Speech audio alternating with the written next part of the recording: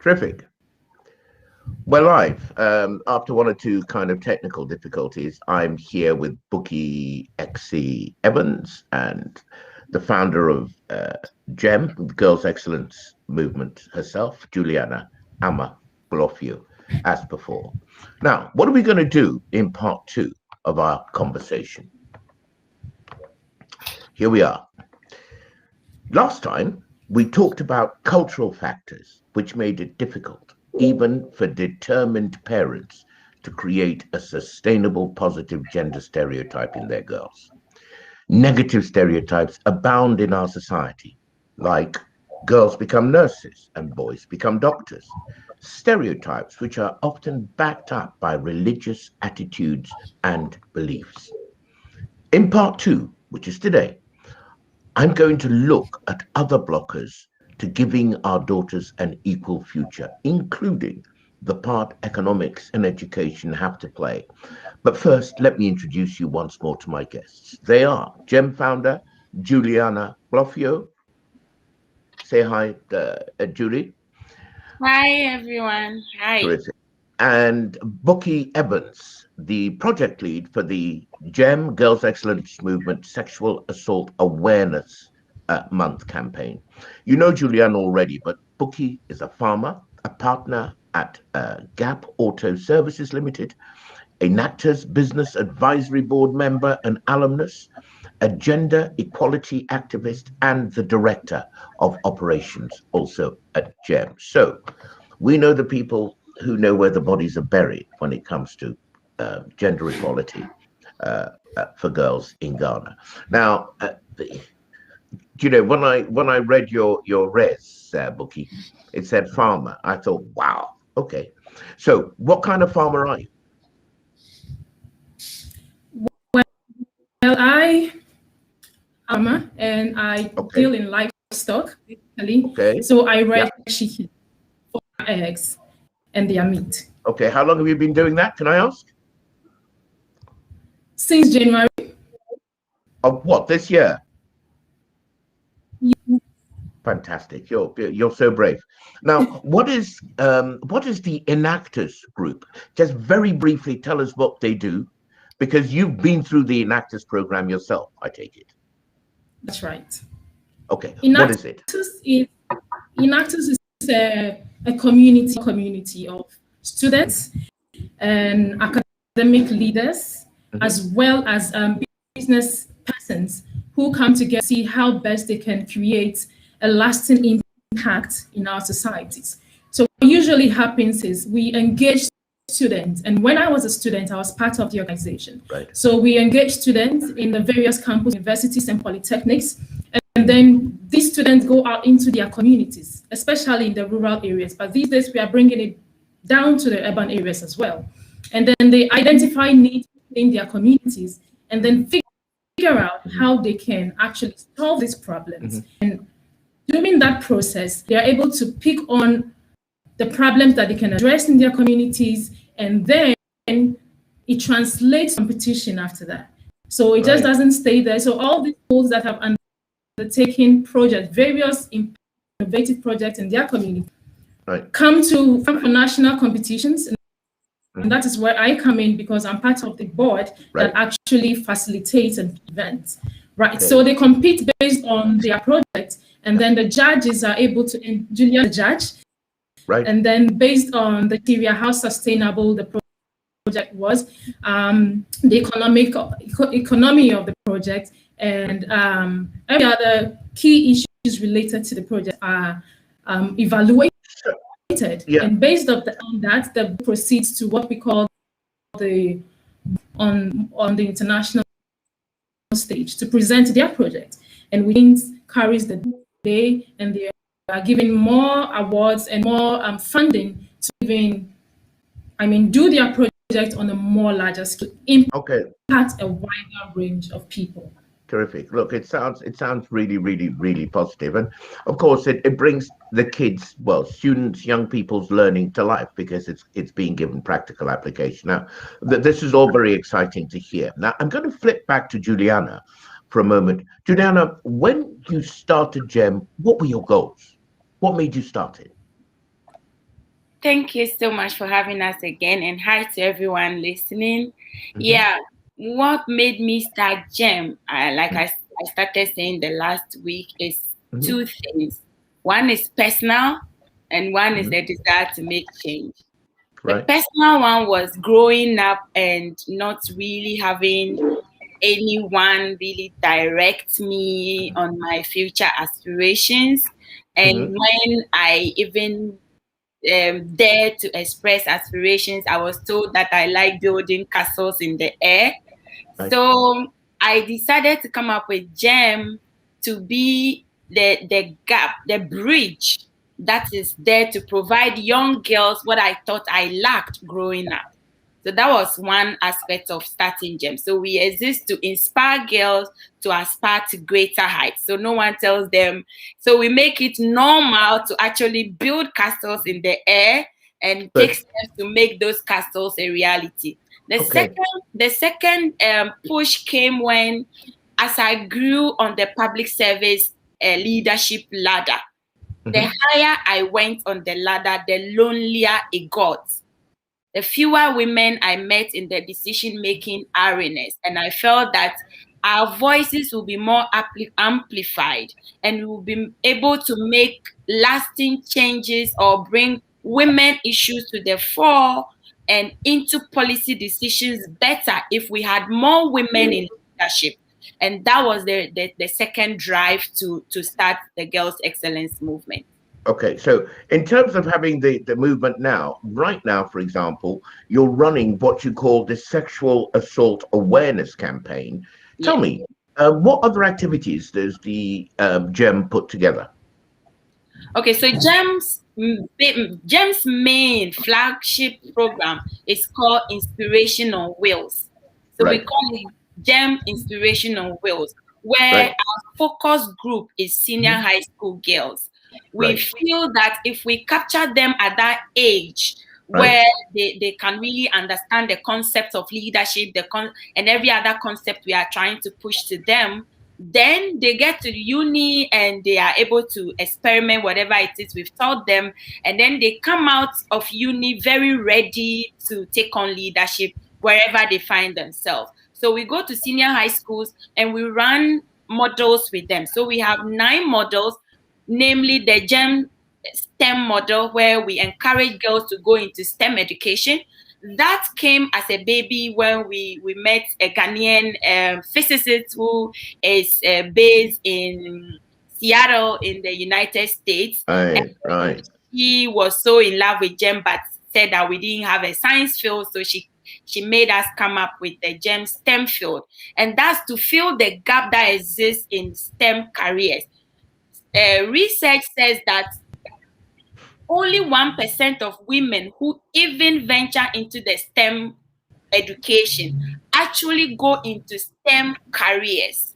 So they actually go through the sciences, they do all the engineering, they do all the mathematics and all that, but they don't go into the field. And that's because there are a lot of blockade, the hindrances along their way. Now, on our outreach, we've gathered data that indicates that over 70% of the girls we talk to on every outreach has mathematics listed as a subject that is of difficulty to them. So we embrace the STEM idea because it's an opportunity to inspire these girls, bring ladies and young women who are doing very well in the STEM field to them, so they get to know that, oh, a lady did it, I could do it too. So that's the reason we came up with this. We have financially informed girl, sexually informed girl, and purpose-driven girl, career choices, and all those are the umbrella models that we run with girls. Under these umbrella models, we have individual topics like managing peer influence, studying effectively, and all other topics that are consent. Okay. Sorry, you mentioned consent. Now you got to the most interesting thing. Tell me about consent. Yes, consent, because on our outreach, we got to realize that most of the girls don't know what consent is, how to give it, and how to withdraw it, and all that. So we felt that most of the most of the sexual assault and abuse experiences they have shared with us, half will be solved if they knew how to deal with the consent topic or concept properly. So we decided to take consent on boldly, and so every outreach we teach them how to give consent and how to build boundaries and how to maintain those boundaries. And when somebody decides to flaunt the boundaries, what to do. We even teach them how to kick what I call their population boxes when you don't know where to hit for a man to stop violating your boundaries. We teach them how to use their knees to kick their population boxes and get the man off guard so they can escape. That's fascinating. Look, Bukky, I'm a Ghanaian man of my age. When I was your age, I would never have heard a Ghanaian woman talk in the way that Juliana has spoken now, and of what she's speaking now. Do people think you guys are weird for launching this sexual assault awareness campaign? I mean, did they kind of come at you as if, what's the matter with you? That's the Bukky. Yes, they do. Right. Thank you. They do. Quite a number of them do. I quite remember when I was sharing some of the placards on my WhatsApp status.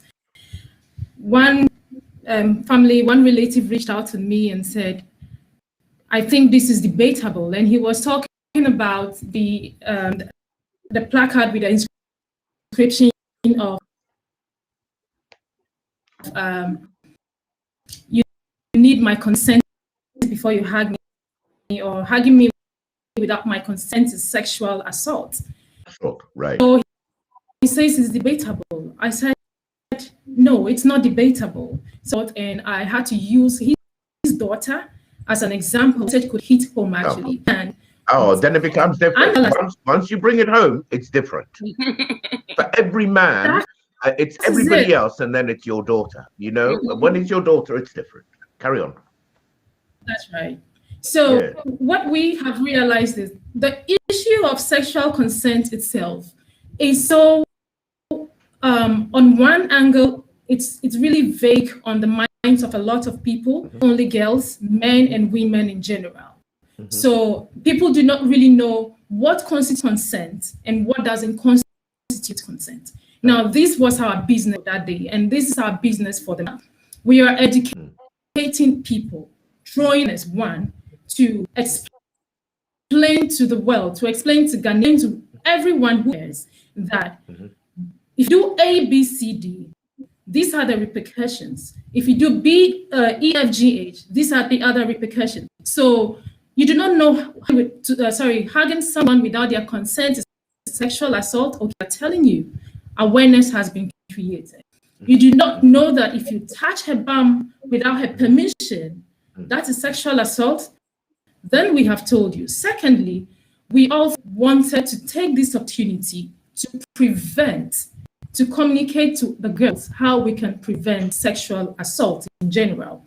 Now, the reason I say this is because when we came up with the campaign, the one thing that struck me most in saying yeah to this initiative is the fact that I had to put myself in the shoes of the girls that we meet on outreach every single month. Now, whenever we go on outreaches, they usually would give us reports. We have a stack of reports about sexual abuses that usually go unreported legally or even to family members. And then these girls see us as big sisters and confide in us and actually report this in their own handwriting. So I said, these girls are having these issues. How do we, the typical Ghanaian do not to the classroom or to the outreach, but then how do we have the messages that they are giving us to the whole world so that everybody can see and relate? Exactly. So I thought, say, do not hug me without my consent. So while you're holding the placard, the message coming from a little girl who is saying that you must ask my permission, my express and active permission before you touch me or before you do anything that I am unwilling to participate in. So for all the placards cards for me, I hear the voices of people saying, this is what I want to do, or this is what I do want to do. And thirdly, we want to also launch this campaign so that we can support survivors. Survivors in part of the world do not have enough support system, not from the social structures, not from the legal structures, not from our social structures. So a survivor come and explain their situation to you, their ordeal to you. The first we do as a people is to victimize them, is to ask them, what were you doing in his room? Is to ask, why did you wear that short dress? So this is serious to us because a lot of girls are getting damaged physically, emotionally. I mean, mentally. This is basically victim blaming, victim shaming, and so on. The person who's a victim suddenly becomes almost like the perpetrator. Slut shaming, blaming, all that. All that. So it goes a long way to affect the girls in school. They are not able to concentrate on their books. So whatever they thought, we want girls to go to school. But how are we making sure they do not have all of these distractions out of their way so that they can focus and, excel? This is why we're doing well in school. Okay. Let me ask you this. What do you want from a man like me? I have something of a public voice within my own community, and there are many like me out there. What do you want as the Girls Excellent movement from a guy like me? I'm going to go to Juliana on that one. Bukky, you think about it for a moment. Juliana, what do you want from a guy like me? Support. What does support look like? Yeah, so I was going to continue. What we want is support from you. You've always been of support to Gem indirectly, even when you don't think you are doing it, you always do that. Where anytime Gem is on a project and you find it interesting or you find it impactful, you share our post, you come into my inbox and you offer your professional counsel on how we could make better impact. Having us on this show is another form of support.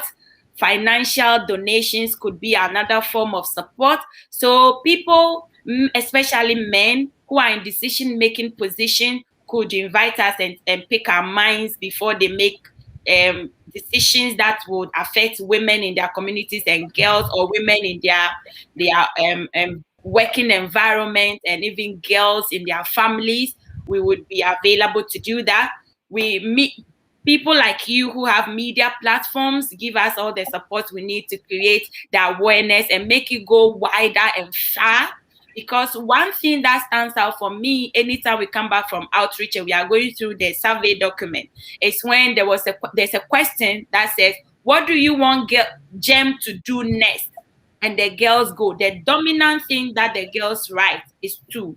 One, they will write, talk to our parents.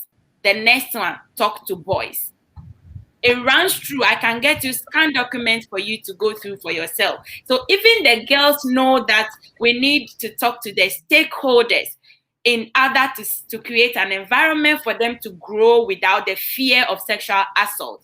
How do we reach those people? So if you have media platform, please give us the opportunity like Uncle Ted has done. I will be very grateful and we will be empowered to do more.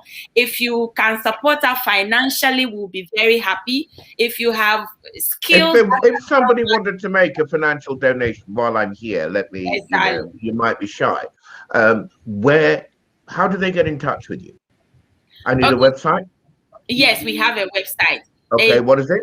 Is www.thegemworld.org. Sorry? The Gem World. The Gem World. World.org.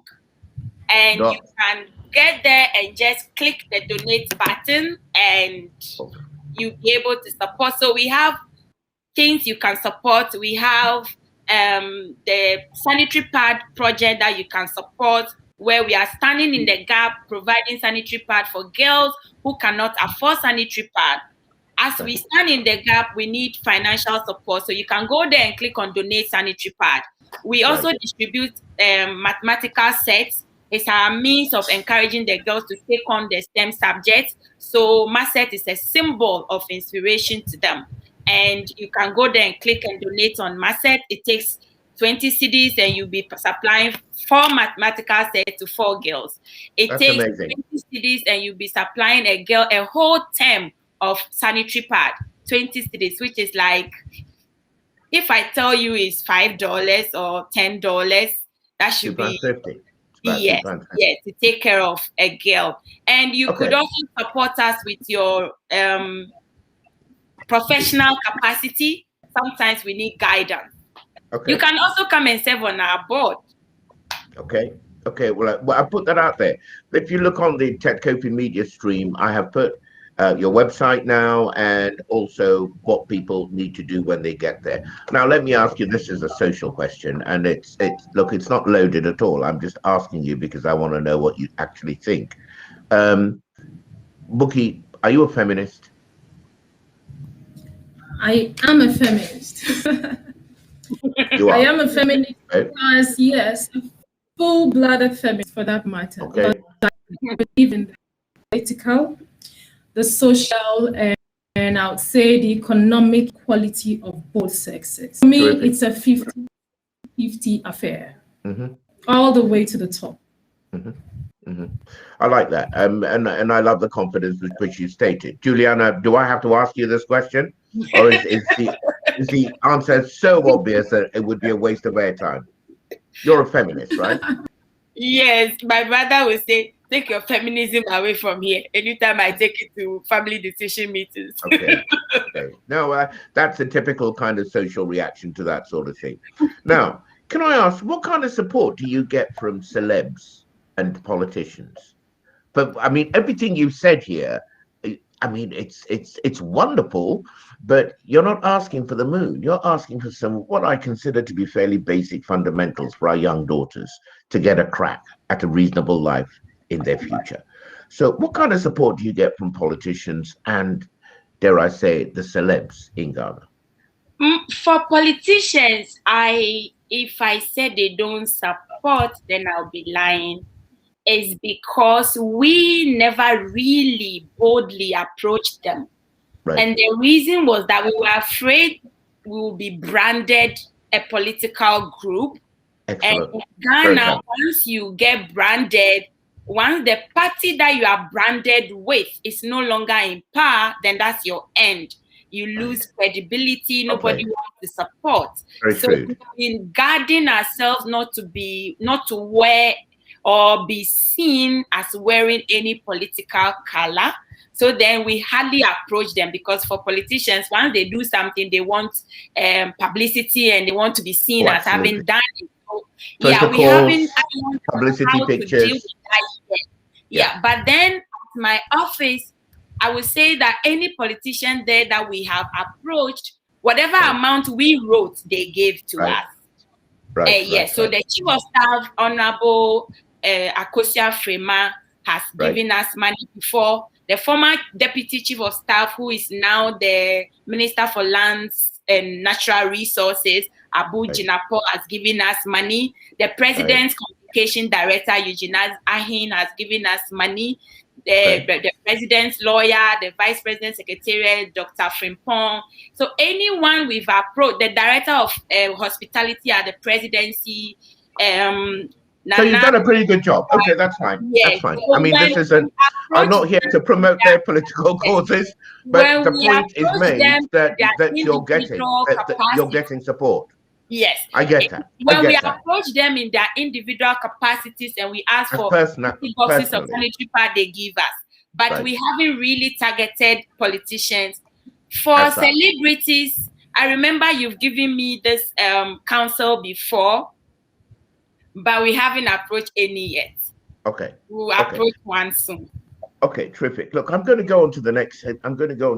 Thing, which is the whole issue of economics, because when sexism is entrenched, it has economic impacts. And I'm going to take you to a couple of quotes from two people who were quite famous, one for the right reasons and the other for the wrong reasons. Do you remember a lady called Esther Budong? Aisha Budong. Yeah, that's right. And Aisha Budong, and in her interview on CNN with Christina Mampour, 2018, here's her quote. She said, "Our economy is just such a way that you need someone to take care of you. You can't make enough money as a woman here. Because even if you want to get an apartment in Ghana, you pay 2 years in advance. And I just started working. When will I find money to pay for an apartment for 2 years?" That was in 2018 to Christina Mampour. And there was another piece which I found by a wonderful journalist and former TV producer right here in the UK, that's Esther Amma. She spoke out against the backlash to this woman because basically people started slut-shaming her. They were saying that she had loose morals and so on, and that she was going out with married men to pay for her apartment and this sort of thing. And this is what she had to say. She said, "Take the example of Kaya Ye. They're essentially porters who carry goods on their heads. They're often women who come to Accra from rural areas. They don't have a place to stay, and they often end up literally sleeping outside. They sleep where they work. They are subject to horrific levels of rape." It's been an ongoing subject, but I would argue that issue has also never reached or acquired the level of outrage that Moesha received talking about her individual choices as a grown-up adult woman. So she's balancing the reaction to Moesha, which was really condemnatory, with the silence against what is basically criminal sexual assault on some of these itinerant female workers. What do you think about this? Either of you? With Moesha, I think I agree with Estame's take on it. Yeah. Moesha spoke the reality of many, many, many girls and women in Ghana. I don't think it's limited to Ghana. I would dare say it's Africa. Mm-hmm.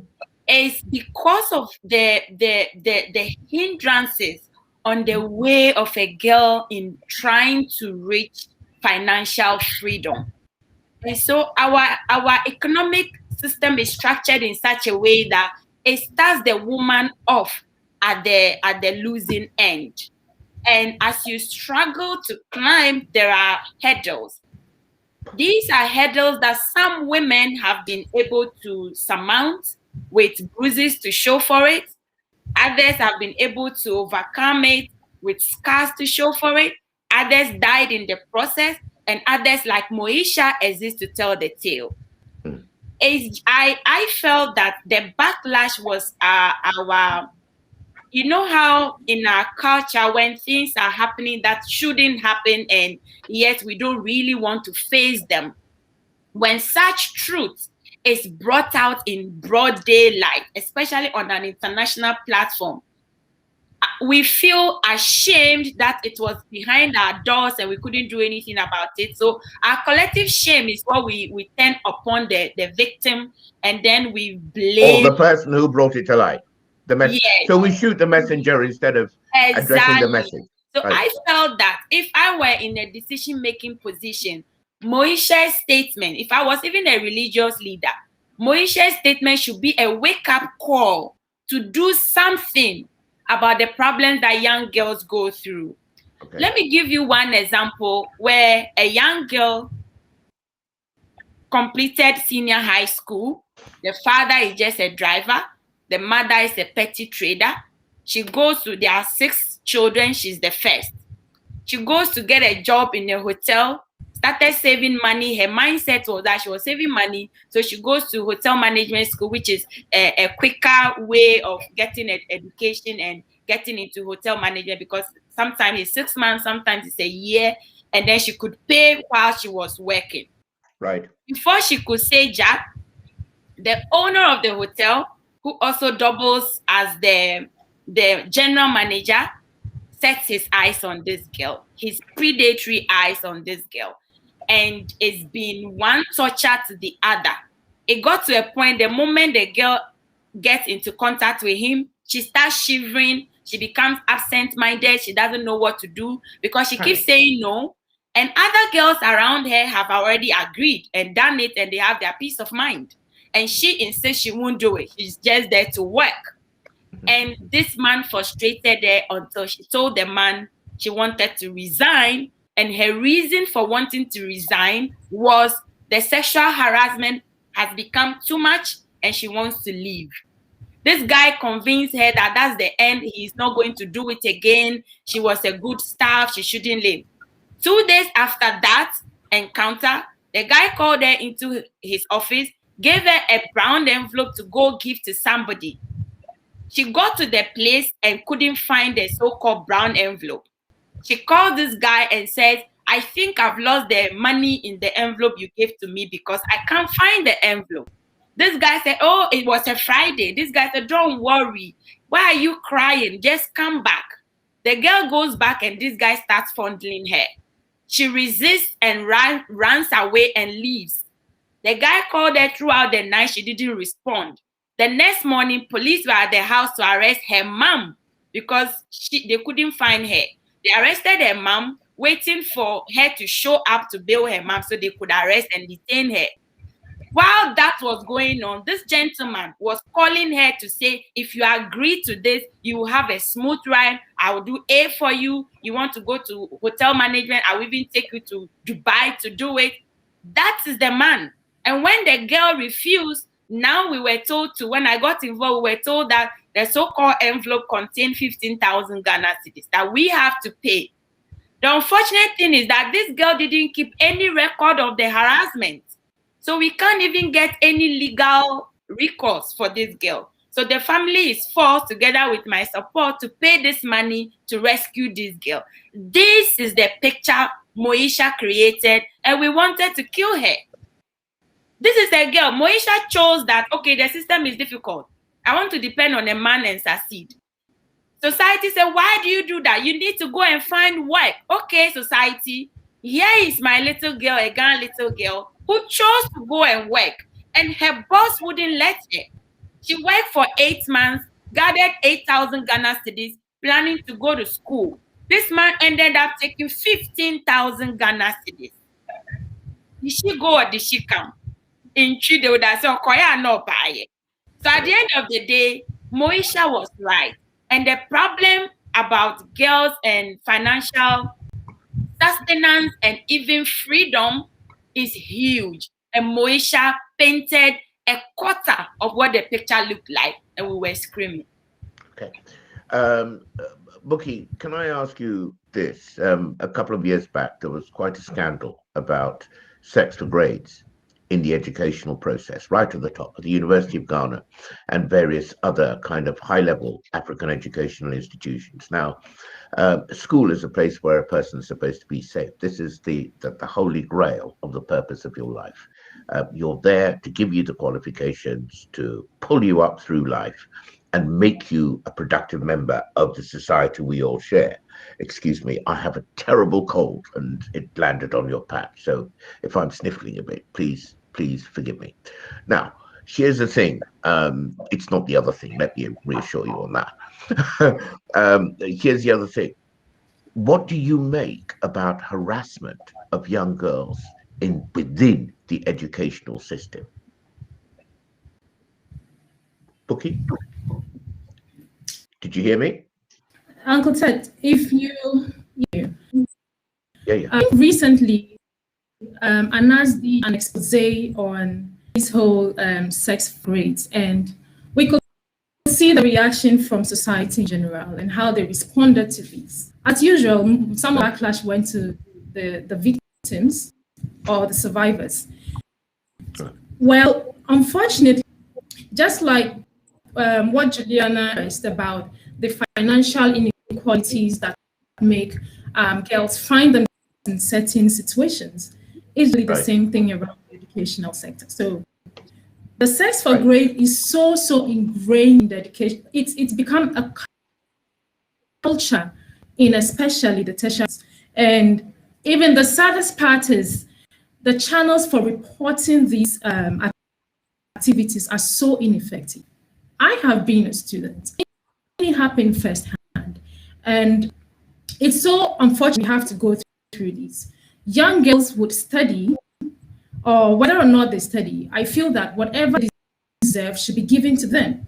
But there are lecturers who would capitalize on a student's ability or inability in order to take advantage of them. Society keeps giving us reasons to keep saying there is a problem and we need to fix it. Now, even as a student, if you go, first of all, you're even afraid to report. If you report, you are blamed. You mean you're tagged as a troublemaker? What happened? Yeah. Mm-hmm. Other students, other male and female lecturers will think you are a fool not to accept this kind of juicy offer like it. So it's a whole cultural mindset. Very much like the young lady in the hotel. Very much like the young lady in the hotel. Exactly. Uncle Ted, I personally have experienced this at the University of Ghana. The lecturer was called Agbanu. I don't remember. I don't know what position he's in now. He was a religious. I was doing Christian religious studies as one of my courses, the study of religions. And he was teaching me Christian religious studies at that time. He was called Agbanu. And that guy tormented my life. And then the seniors that I would confide in would tell me, Julie, you have to comply. You have to play along. Because as for Agbanu, there's no winning. And then he would tell me... Hold it, Jules. This is your word against the gentleman's. Okay? Yes. Now, I have to say that I cannot endorse what it is that you're saying now, and that this is an allegation you're making online, because I haven't got the proof. It's your word against what he might say. Against his word, yes. And can I say that when we're discussing something as sensitive as this, what we discuss offline is completely different. We cannot mention individual people's names. Noted. Do you understand me? Noted. Okay. Now continue. Continue, please. That guy messed me up, and I was so determined to be the girl he would never had. And he used to tell me, do you know the kind of girls that I have, the kind of girl that even throw themselves at me? And I'll be like, I'm the girl you never have. And he said I was going to fail his course if I don't comply. And I you made the point. You made the point. Yeah, I became like an associate lecturer in that course. I was the one teaching in every group discussion. I was so bent on passing the course in an undebatable way because I was bent on taking him on. And when the results in those days in Legon, they'll post the results on the department notice board. And my friends will be like, Julie, don't go, let's go and check for you. I said, no, I'm going to check it myself. And God help Agbanu God help him, the gentleman, if he dares fails me. And then I remember we had a debate about it, and he told me, I told him I was going to call for a remark if he failed me. And he said, have you seen a dog biting a dog? That statement stuck with me since 2006. It's still in my head. And I told him, you will see a dog bite a dog if you fail me. And the result came and I had an A, and I never looked back. The gentleman that was caught up in one of the exposés recently, that gentleman tormented my best friend's life while we were in school. I don't want any names here. I don't want any names. I won't mention him. At the time, he was also an associate lecturer. No, what do they call it? A TA. He was a TA at the time. Teaching assistant. So these situations are real. And girls who don't have the nature of some of us who are not willing to risk their education in the long run for all this, sometimes just give in and deal with the trauma later in life. So these things are real. Not all girls deliberately go to lecturers and say, give me an A, I don't want to study. The girls want to study. But if you are going to torment me for sex anyway, then why do I want to burn the midnight candle? Just have your way like you would have had even if I don't want to. Have your way and give me the A. So that's how some girls are reacting. And some girls are fighting it. And some girls are being forced and they can't tell anyone because our society is not in a position that does not create an enabling environment that makes you want to talk about these things freely. So it exists. It does exist. Okay. Now, there is one. There are two more questions I have for both of you. You've talked about STEM. Have either of you heard of blockchain and how it can be used in modern day economics? It's a centralized digital filing system, blockchain. Juliana, have you heard of blockchain? And Bukky, do you know about blockchain? Yes, I do. It's a question. Actually, I do. Good heavens. Yes. Okay. So well, in that case, you know all about it. What are you doing about getting young girls involved in the whole world of digital currency, blockchain, which is absolutely the building block of the future economy of the whole of Africa, if not the world? What are you doing in connection with that? For me, the intriguing aspect, what really makes me happy about. Did you hear me? Oh, do we have a sound issue? Can you hear me? Yeah, I can hear Juliana, but I can't hear Bukky. Bukky, are you there? Are you there? I didn't.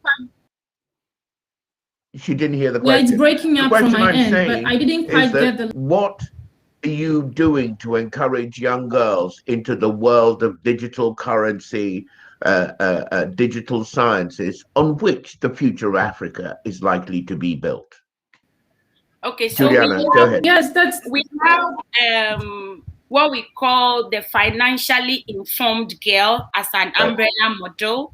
Under it, we have topics that introduces girls to saving, investment, and all that.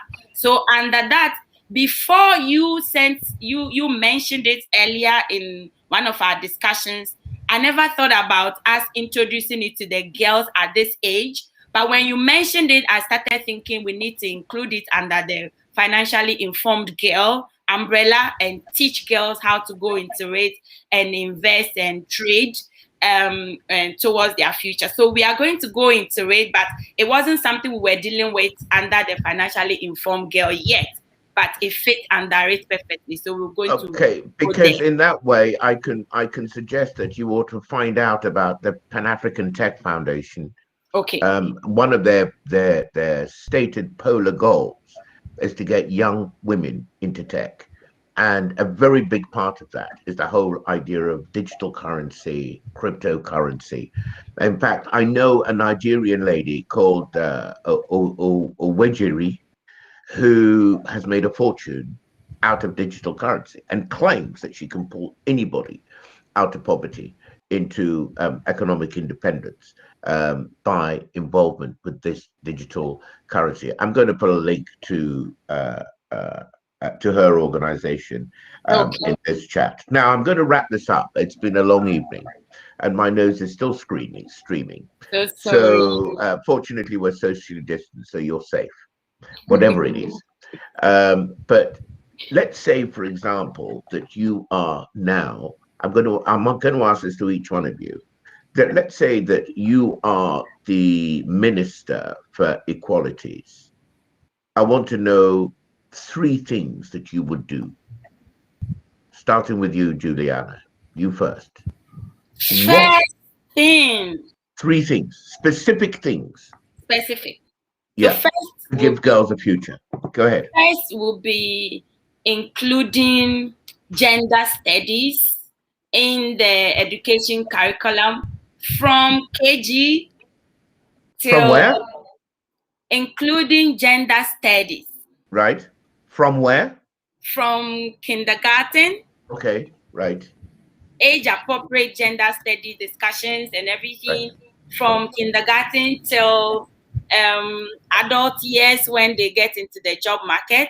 And then within that, there should be refresher gender study courses for all people in the corporate and public and private sectors, so that at every point there is awareness of these issues. Okay. Then the next thing will be to come up with a law, lobby Parliament to come up with a law that I will promote, which is to have stringent laws against sexual abuse perpetrators.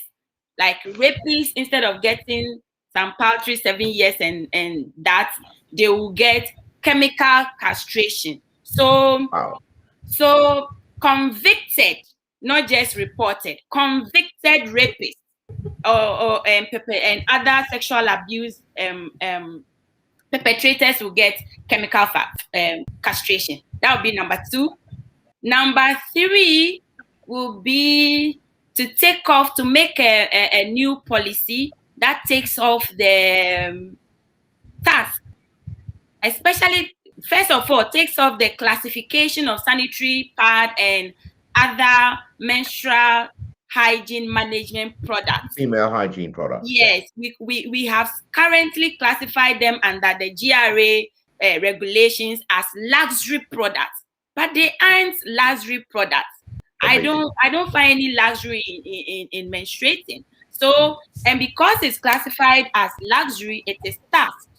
And we have been advocating for the removal of the tax because we believe that it leads to period poverty.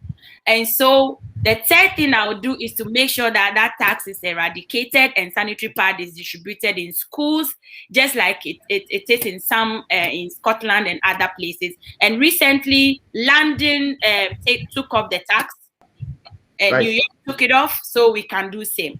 Okay. Bukky, you're the Minister for Equalities. What are you going to do? What are your 3 steps? Very quickly now, very briefly. Can you hear me? Be a drink to push all the. Yes, I can hear you. Can you hear me? Okay. Yes, I can. Go ahead. Yes. Like I was saying, that would be exactly. So basically, I think one of the things I'll do, especially taking Moesha's issue, for instance, we have realized that there's this huge economic disparity in the system. We realize that the financial wealth and asset is in one gender specifically, and the other is lacking. So I would want to value paid care work. Why are women doing these other works that are not valued, like highly valued, as compared to their male counterparts? So to make sure that we value care work and then put shared responsibilities, especially responsibilities in the home, so that women are able to enough time and are able to focus properly on things that they do, and of course get paid appropriately for the work. So secondly, I would ensure the full of both sexes in leadership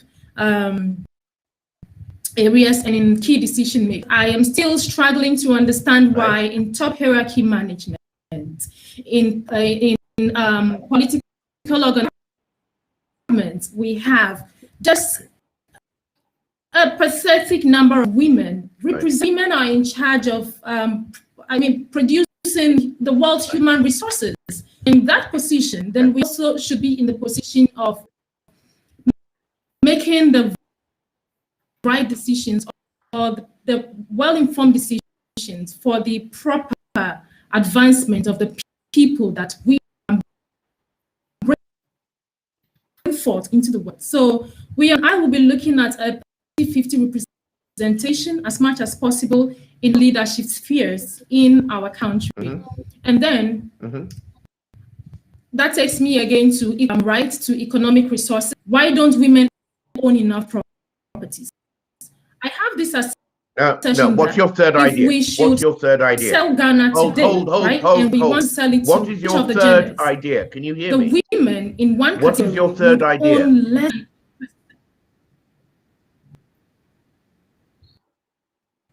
Yeah. What is your third idea? Yes, I can hear you. Equal rights to resources and properties. Okay. Right. Sorry. As well as financial. Yeah. Right. Terrific. I'm with you now. So, like I was saying, if we had to sell today, if we had to, and we say, hey, the men be on the right and the women, how much can women own? It will be a pathetic less than 1%, if I'm not exact. How can we make it 50-50? That is what my administration should own, an equal share of what, if we have to do a financial value for Ghana, we should have 50, the men should have 50, and that will be fair for all. Thank you. Fantastic. Okay. Look, Bukky, Juliana, I have to thank you. It's time for us to sign off now. We've been on for a good 50 minutes or so. It's been a riveting conversation, an eye-opener for me, and I hope it's been an eye-opener for our audience as well. If you look at the TED Kofi Media site or on YouTube, you can pick up this conversation. You can share it. Please register. Please subscribe to the channel. It'll enable us to create more and better content for you all. But for tonight, Juliana, again, thank you so much for making the time, complete with the rehearsal before. And Bukky, Exie Evans, you've been absolute rock stars. Thanks so much. We're going to log out now. Thank you. Bye.